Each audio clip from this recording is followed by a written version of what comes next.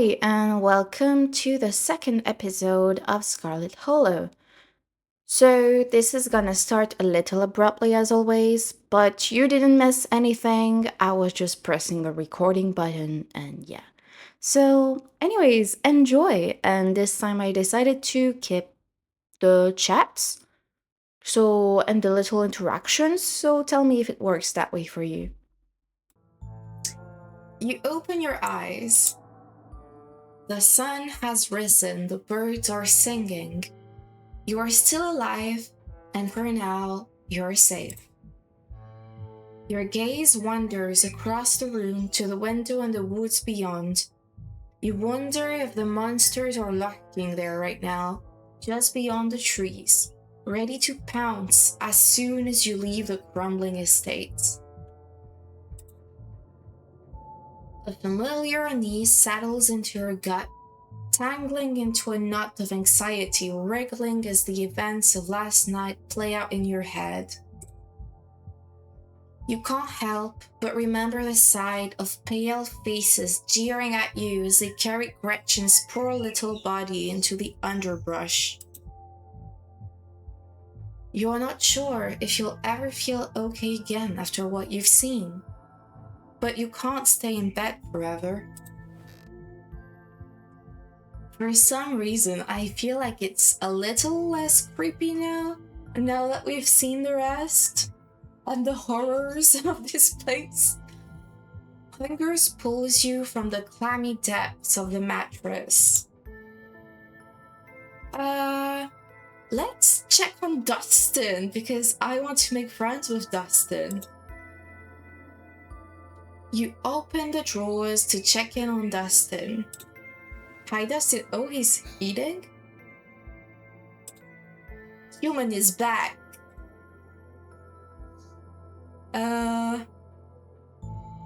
Let's say good morning, Dustin. How are you today? Dustin feel good, had productive night. Oh, he's talking now. Let's say this. I see you have bread now. Bread. Yes, Dustin found the bread. Dustin also ate a bug last night. Good night for Dustin. It's so cute. Can I talk to you? Let's try this. Human can always talk to Dustin. What happened?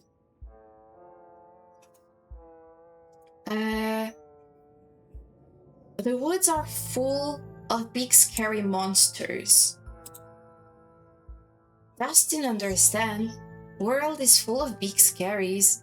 When Dustin gets scared, Dustin pretend to be dead. Good advice for a human, maybe. I'm not sure. I'm not sure of that. I mean, we could always try and maybe when we're faced with danger, we'll listen to Dustin and play dead. I guess in some situations it can be good. It was nice to catch up. I'll leave you be. Okay. Oh my god, he's so cute. You gently close the drawer. I already said I wouldn't check the closet because our cousin did say that it was full of personal things, family stuff, so I'll just look out the window. It looks pretty normal. You creep towards the window, careful not to be seen by whatever might be lurking in the garden. Oh my god, there is something different. Look at him. Look at him. He's looking back at us. He's looking at us. Oh my god, he's gone. Alright, that's a little creepy. For a second, you thought you saw movement. It could have been an animal. It could have been something else. Whatever it was, it's gone now. Leave the window. Well, maybe you'll head out there and investigate after you finish waking up. Yeah, let's get dressed. Time to start your day. Oh, it's Frou Frou. You're back in the kitchen and Frou Frou eyes you from her favorite spot on the counter. And we have flowers, and we have a basket. Probably villagers, because I believe her cousin is not nice enough for this. Her pupils dilate, and her tail twitches. I see you are still here. How unfortunate. Have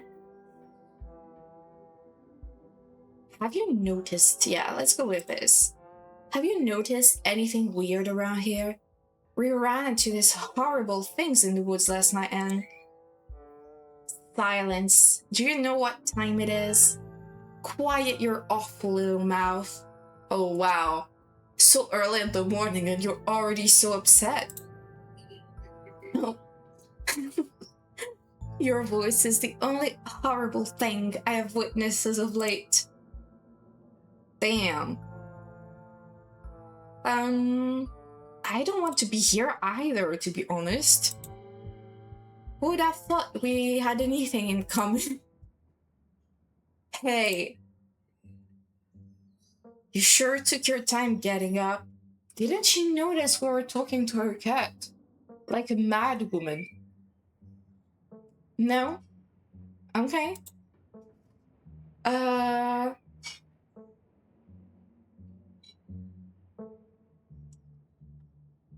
I'm sorry? Whatever. I'm late for work, so listen up. Okay. I don't want any repeats of last night. From now on, no running around in the woods after dark. It's dangerous out there.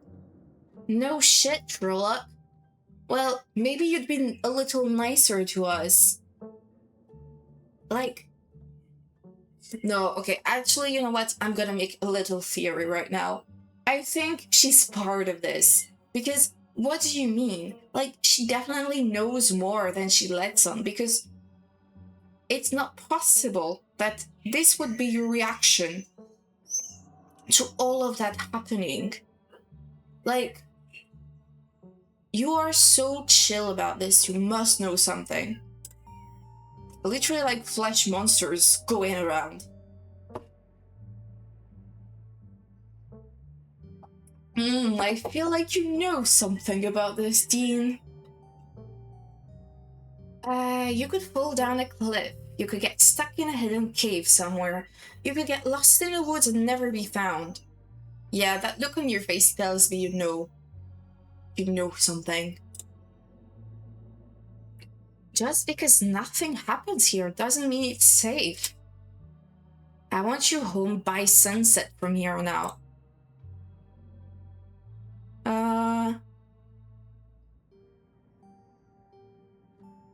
I tried, yeah. I tried getting home by sunset. I was just attacked by a mountain lion. Then get home before sunset. Oh wow, thank you.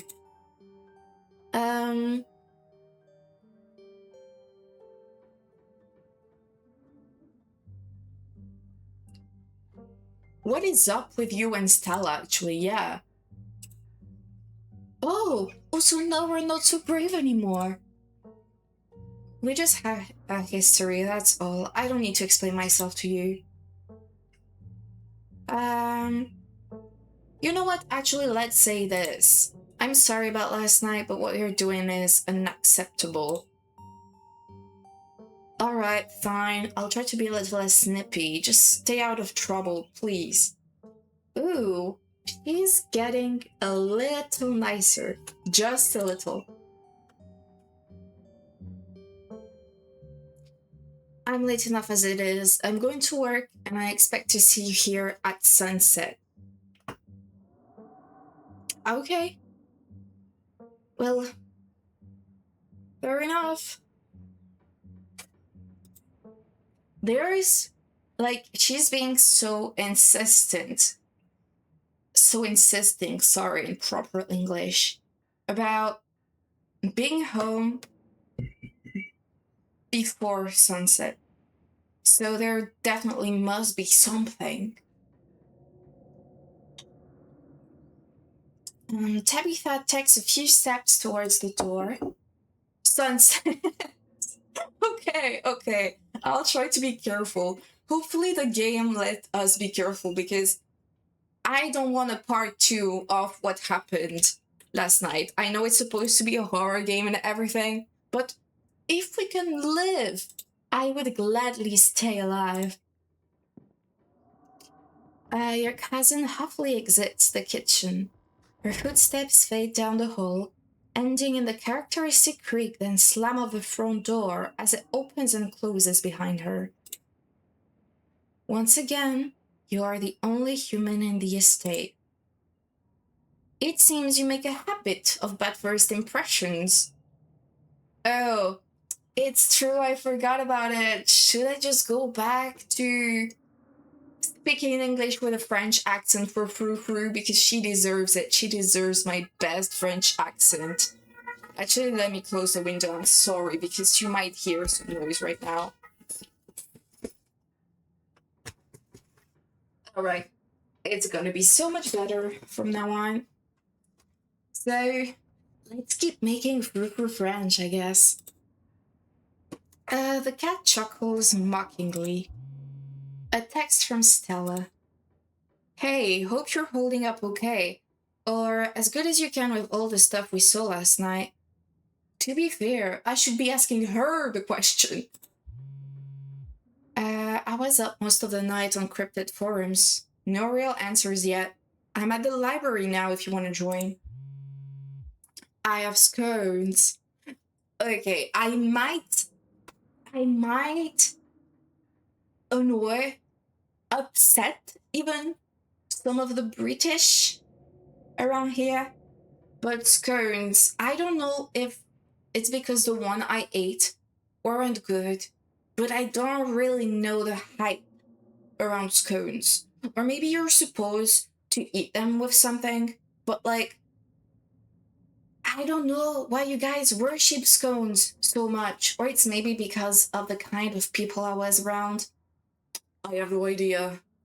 Anyways, yeah. I have pretty strong thoughts about scones.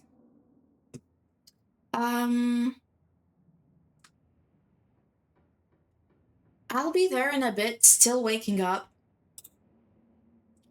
Oh, they're okay. You eat them with Nutella? Is it good? Oh, it's maybe because I didn't put anything on them when I was eating them. Because otherwise it's kind of bland. But right. I mean, everything is better with chocolate. I can't name one thing that's not good with chocolate. I mean, I can name some, but most things will taste good with chocolate.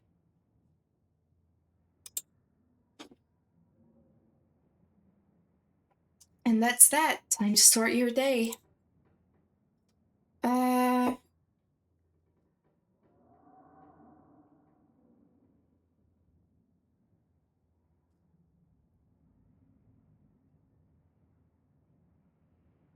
I kind of want to investigate the garden since we watched it because I don't feel like.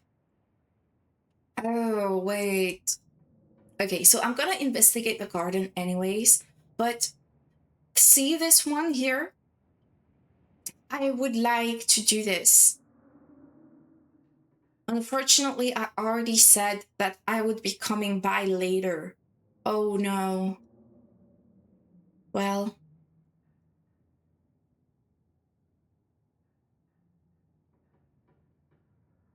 Yeah, exactly. Like, I feel okay about investigating the garden. I feel like, yeah, indeed, the rest will be fine. It's just about this. Like, I'd like to make this place a little bit cozier, and I already said yes to Stella, so that's why I'm a little bit conflicted. But let's go to the garden first. As your eyes wander to the garden door, you shudder, remembering the brief glimpse of something you saw from your upstairs window. Oh, it's so pretty like that, but at night I'm pretty sure it's terrifying. It was probably just a raccoon. Girl, it was no raccoon. it looked like a person with a bag on their face and eyes. It's not a raccoon. But anyways, but the uncertainty of what you saw gnaws at you and compels you to investigate, if only to prove that it was nothing. Trust me, in real life, I would not have gone into the garden. I would have stayed home. At the very least, you don't see anything now. I'll investigate further. You wander farther into the garden, trying to pinpoint the spot where that thing had been lurking. If indeed there had been a thing to begin with.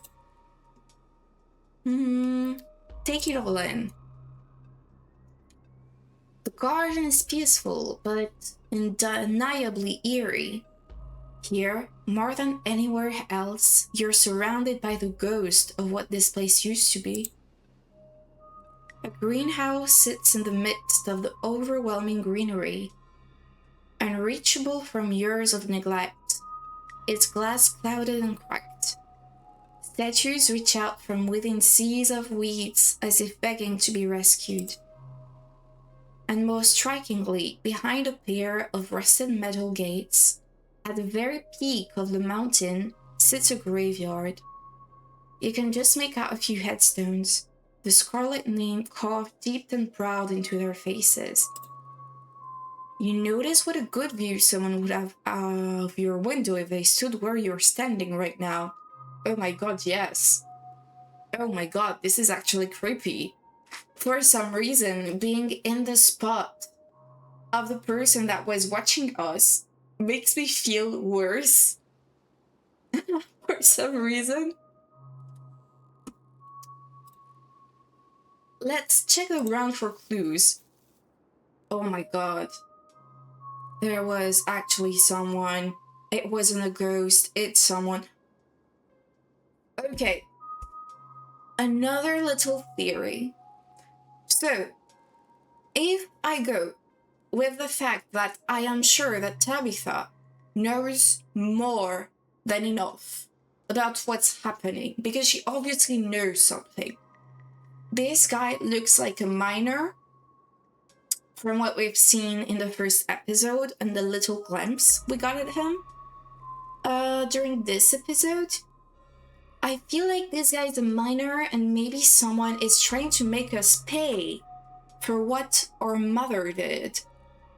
Or they're trying to make us pay for like our ancestry or something.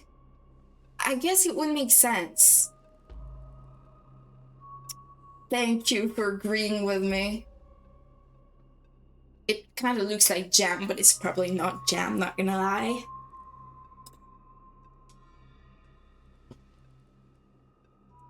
A bootprint, a big bootprint, and what looks like some kind of viscera?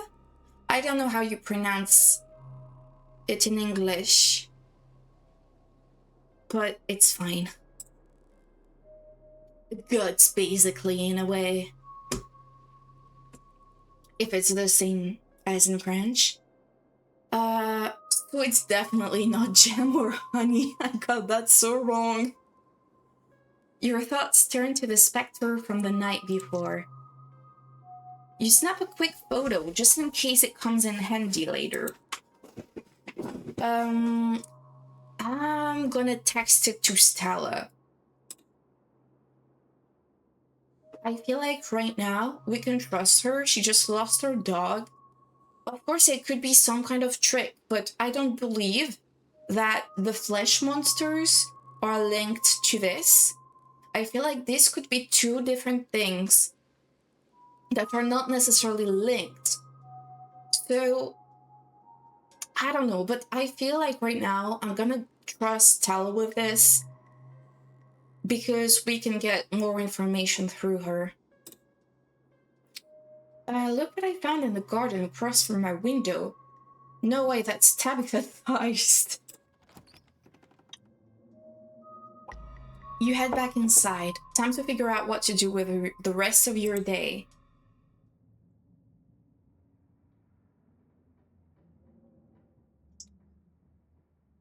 Uh, okay, what do I do? I did send a text that I would go to the library, but at the same time, I really feel like we should stay for once. But us sending a text to Stella about what we found would explain that we did not come. You know what I mean? So, what do you think? Do we play it safe and head to town, just like Stella said? Or do we play it safe in the other way? We respect Tabitha's wishes and just try to clean the bathroom because obviously we're not just going to wait. I have no idea.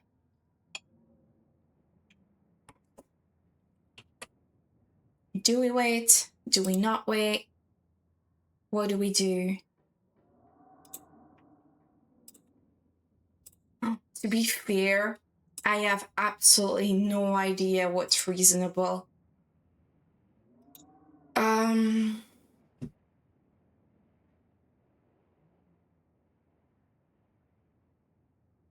I have no idea. Because I feel like Stella is gonna be sad, but she can't forgive us. And I feel like our cousin can also forgive us. So, I don't know which one is the best solution. Huh. Let's try to clean the guest bathroom. If you're going to have to keep using that ungodly bathroom, you're going to at least make sure their surfaces have been bleached. Like, okay, if, for example, it was about the kitchen, the garden, or anything else, even our room, I wouldn't have touched it because it's not my place. It has nothing to do with me. It's family, but we're not close. And maybe she wants to keep things as they are because after like her mother lived here, if I understand well. So I wouldn't want someone to touch what belonged to a dead relative when it's so early on. But the bathroom is safe because the bathroom is actually disgusting. So, you know what? Let's go there. Oh my god, it's truly disgusting. Ooh, she dyes her hair. She's not blonde. She isn't blonde at all. Liar. Anyways, you scrounge for cleaning supplies, finding a few dusty containers and spray bottles, none of which you recognize. They all feel like antiques, but they're the best you have. Armed with a rag and a trash bag, you set to work. It is a monumental task, and it nauseates you to think about just how many years of caked up dirt, gunge, and former fluids you have to scrub away to return some semblance of normalcy to the bathroom. Ooh, so much better. That might be as much as you can do without a pressure washer and renovations. So true. But at least taking showers here won't make you feel dirtier than when you started. But your admiration of a job adequately done is interrupted by the sudden heavy thunk of a metal door knocker, the sound seeming to reverberate its way down your spine. Not creepy at all. Okay, I'm gonna believe it's Stella because we didn't come. It better be true. Someone is at the front door. Before you get the chance to decide whether or not to answer, it opens. Oh, that is not Stella. Oh, I'm so sorry. I hope I didn't scare you. My name is Sybil. Oh, Sybil, isn't that Kanika's mother? The witch? I'm a little bit confused, maybe it's not. Just thought I should stop by to check in on you. Oh yes, thank you for the confirmation. It is Kanika's mother. Stella came by my tea room last night. She told me about what you saw out in the woods. And she showed me her footage too. I brought some fresh tea. Let's settle in somewhere and talk. You and the whole hippie make your way back to the kitchen. She gives one of Tabitha's few mugs a thorough rinse before pouring you steaming tea from her thermos. The smell is amazing, a nostalgic, earthy odor reminiscent of fall, as if it was brewed with autumn leaves. Oh my god, we're back with the boiled peanuts. No, we're not gonna give them. These are gross. I wonder who would enjoy them.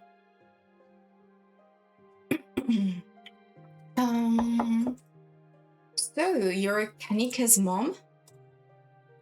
Yeah, that's right. You've met each other already, haven't you? She said you'd come around yesterday. She only had good things to say, of course. That's because we're hot guys. And yes, she is my daughter. You may meet Miles at some point. That's my youngest. Though it's old to call him that now he's nearly an adult. It's just the three of us down at the general store. You said you were a family friend? That I am.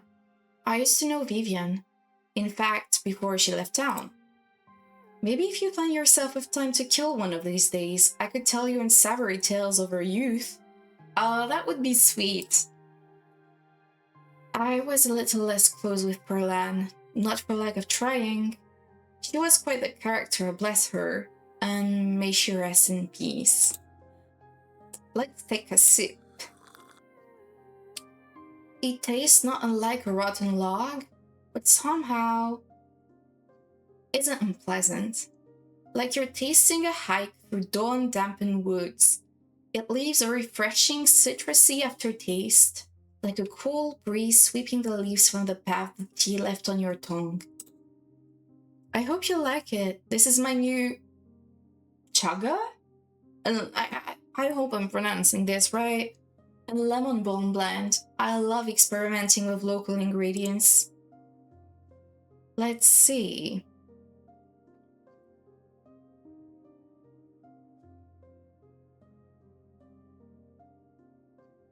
What? You can really say that? Let's just say...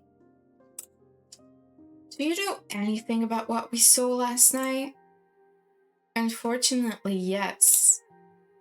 That's what brought me up the hill today, in fact. I thought you should hear what I told Stella. I know what you two went through, and I know what you saw. Those things are real. Neither of you imagined them. And they're certainly no ordinary creatures. My grandmother called them ditchlings, and they're a terrible omen, a sign of great suffering and destruction to come. I've told Stella and my daughter what I know, though I'm afraid that's not much.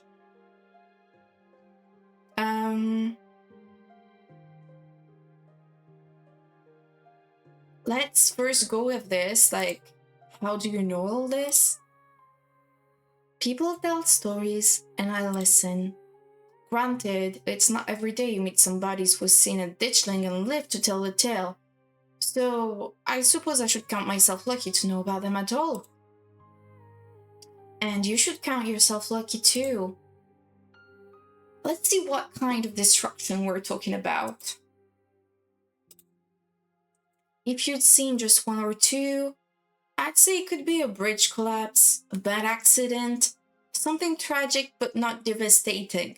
Okay, so we have a little problem. It was just not one or two. It was at least 50 of them. What does that mean? It's probably not just a bridge. Oh, okay, yeah. You couldn't tell me. So they're dangerous because when you can understand them, it is bad, but not that bad. Sounds cultish.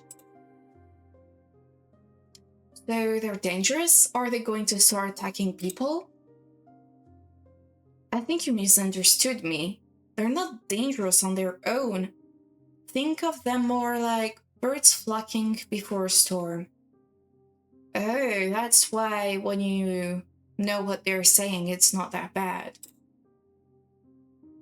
They're neither a threat on their own nor the cause of what's to come, merely a sign that things are not as they should be. Why did they kill the dog, though? Oh my god, I want to ask so many questions. Okay. What can we do about it? I'm afraid I don't have any good answers to that, but I suppose the best we can all do is stay close to our loved ones. I'd say that would mean Tabitha should try to stay here with you. Spend some time with her only living relative while she can, but I get the feeling she cares a little too much about her work to let herself live it for that long. I don't think it's really about work. You could always go to her. Maybe that would bring her a little joy. I don't think so. Even if she might struggle to admit as much. Let's ask about the man. I don't know if this is something you know about, but when Tabitha and I went on our way home, there was this man in the road. It was dark, but he had a miner's jacket on. He knew my name, and there was something off about him. You forgot to mention all the blood. Oh yes, that would be Wayne probably. He's a bit of an adult local. You don't have to worry about him. He's harmless, just very sick. He was full of blood, I repeat. He was full of blood. Are you sure that's Wayne? And why would Wayne be stalking me through my window? Don't tell me he's watching over me, because that's pretty weird. But do let me know if it bothers you again, dear.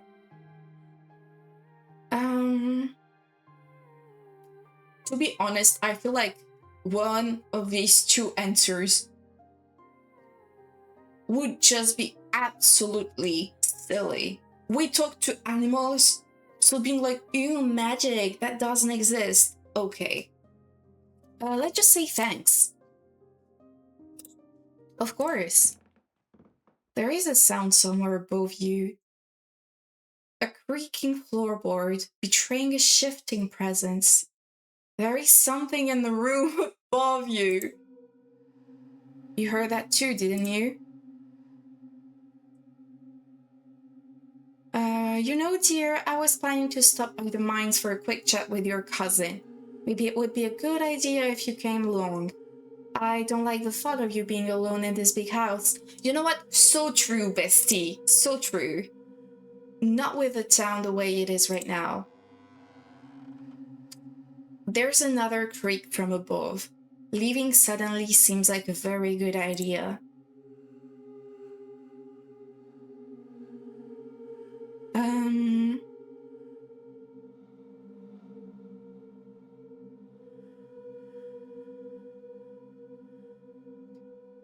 I want to ask a question, but I don't feel like this is the time to ask questions. There's something above us, and we have no idea what it is. Let's see this, because if I say this, maybe it will open back up the possibility of going to see Stella, because I still feel kind of bad about leaving her alone. I was kind of hoping to go back to town, but if you're already going that way, I guess I can do that after seeing Tabitha. Wonderful, let's go. And the cat is staying here? Fair enough. I mean, Frou is so mean that they can survive anything. Neither of you waits around to see if the sounds will continue. You quickly make your way back to the door and out into the inviting autumn air.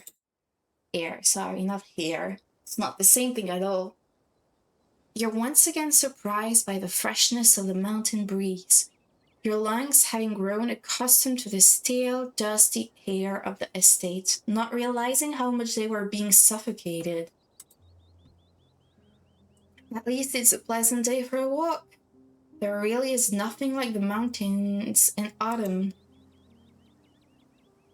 There is something comforting about the woman's presence. She exudes a warmth, her smile feeling like kindly approval, even though you feel you've done nothing to earn it.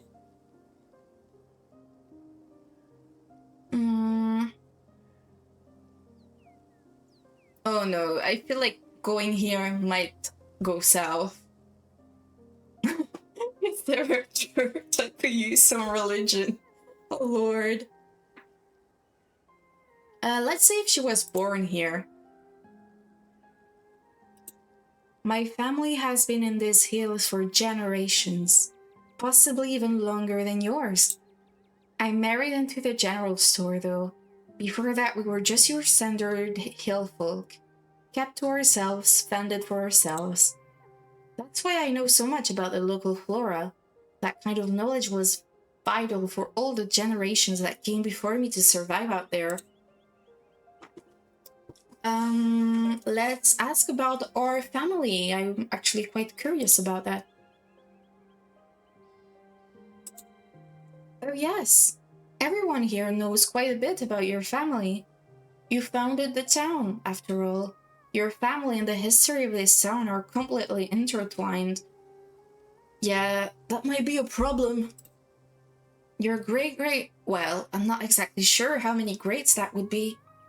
Some distant grandfather of yours started the mine, which started the town. The town nearly collapsed into ruin after the collapse of 1998. And once again, your family pulled it back up. Now here we are. Okay, the miner is a ghost from the collapse. And maybe they want us to believe that it's a ghost, but it's someone real that knows what happened during the collapse. And they are haunting us because they think it's our family's fault. Okay, you know what? I'll go back to making my far-fetched theories. So, we heard about our mother. We didn't hear about no father. So, maybe... Okay, no, that would be extremely old. No, that doesn't make sense. Okay, let me stop right there. In any case, I do feel like maybe an ancestor or something like that did something during the collapse or for the mine to collapse. Someone else died and someone is trying to make us pay for it. That also could be something. I'm not sure what else there is to say. What do you want to know?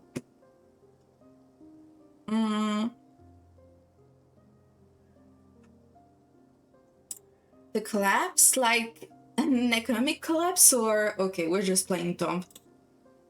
We've certainly had our fair share of those, but no. There was a mine collapse in 1998.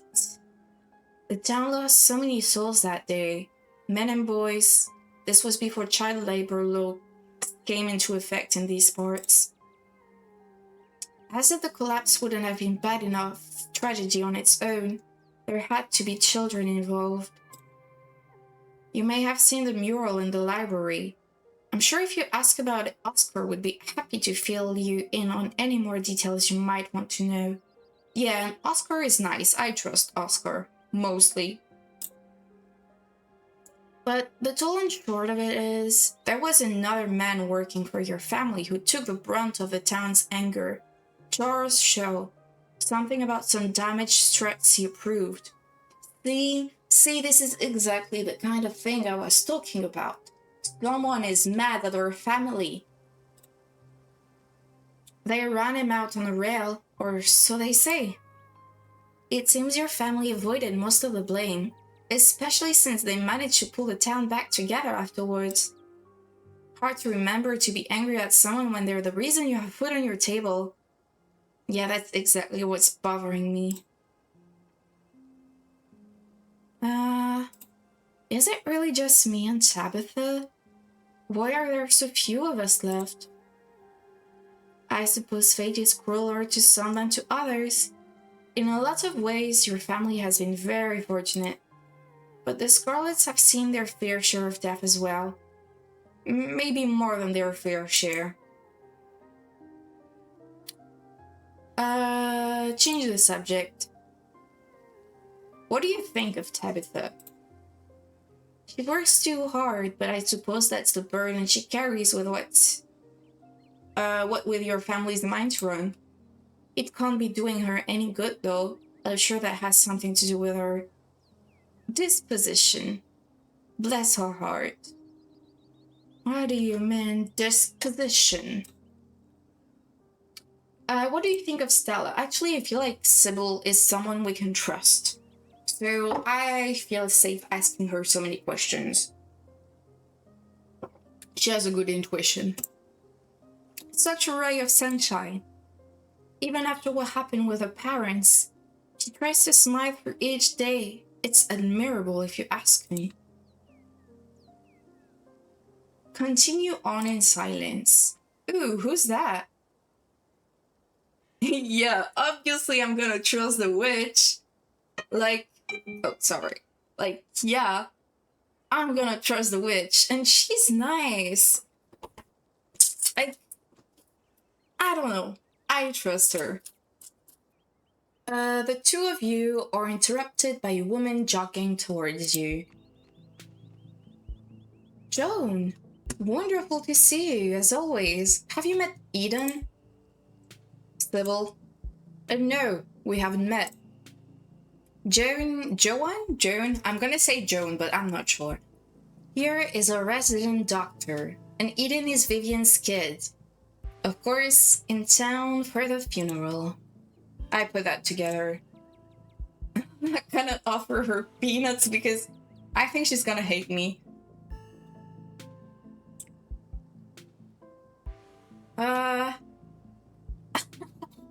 Don't mind me if I do, but I'm gonna use the hot card. It may not work, but she is hot. So, you know what? It's time to flirt. I think we're gonna get rejected so hard, but it makes it so much better. Lovely to meet you, Joan. I hope we make a habit of running into each other. Running? Are you trying to be cute? And let's hope not. People usually only come to me when they need medical assistance. I'd suggest you try to make sure we don't run into each other. No, please love me back. By the way, it's Dr. Kelly to you. People my son's age don't get first name privileges.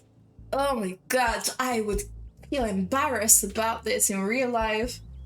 And want to bury myself under the ground. But here, I'll just pretend it's hot. How is Reese? Reese like the Reese's? Is that an actual name for you English people? Or is it really just like a pet name? Probably not. It's probably someone's real name. I'm so sorry. I'm being so disrespectful. Anyways, how is Reese doing? Any better these days? Dr. Kelly lets out a small, frustrated sigh. He's surviving, same as usual. You know that. Her son has a rare condition. Do you make a habit of sharing that kind of private information with anyone who wanders into town? No, it's because I'm gonna be his stepmother. That's why. That's why, Dr. Kelly. Telling Kanika says hello. I get this feeling she and Stella miss seeing him. Oh, you know, since you're here, maybe we should set them up for a visit this week? Doesn't that sound nice? Eden could come too. I think we're gonna get cancelled.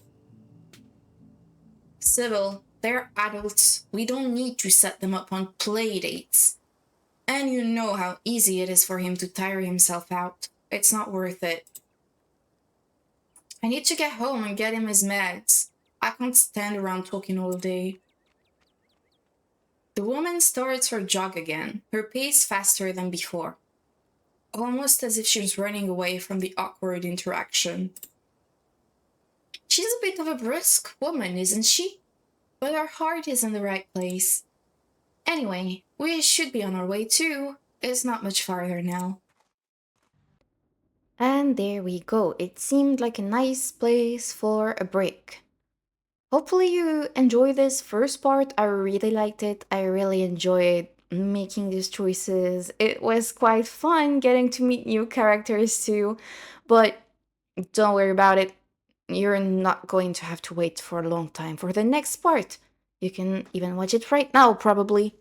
Anyway, see you guys.